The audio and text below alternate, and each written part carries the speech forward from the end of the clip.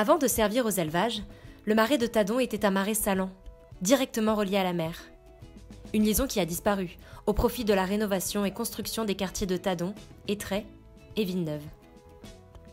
Le problème, c'est que la transformation et l'urbanisation faite sur le marais a stoppé la bonne circulation des eaux et déclenché une spirale de facteurs qui limitent la bonne santé de cette zone naturelle, allant jusqu'à mettre en péril la survie de certaines espèces.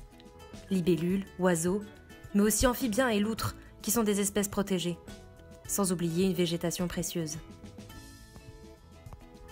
Élaboré en 2016, le projet de renaturation du marais a débuté en 2019 avec 3 enjeux.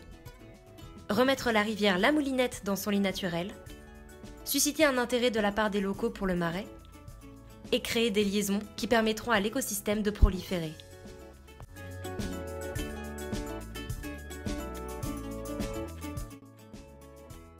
Il existe énormément de parties prenantes, avec des intérêts et des pouvoirs différents.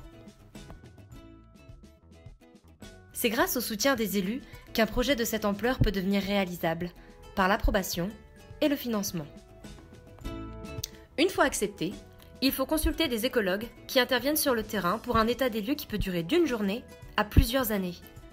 Et bien évidemment, consulter aussi les autres experts, les propriétaires de parcelles, la CDA de La Rochelle, responsable de la revalorisation du quartier de Villeneuve, et également les habitants des quartiers, et bien d'autres encore.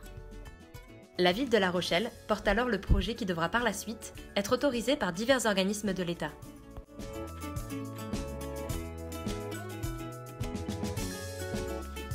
Lors de tels projets, des conflits peuvent exister entre les parties prenantes. Et à chaque fois, c'est le gestionnaire qui doit trouver des solutions. En s'appuyant sur les études des experts,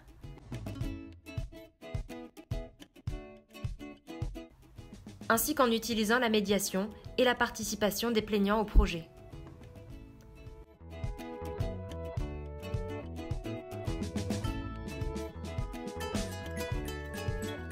Le but étant une transparence et une communication maximale.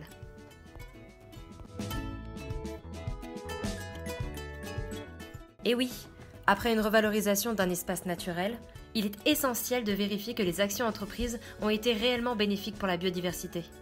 En revanche, pour les autres acteurs, aucune étude de satisfaction n'est envisagée à ce jour.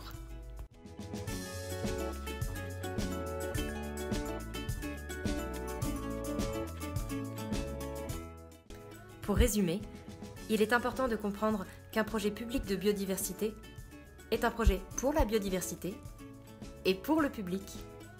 C'est pourquoi il est essentiel lors de tels projets de communiquer, partager, surtout impliquer et informer tout le temps et toutes les parties prenantes.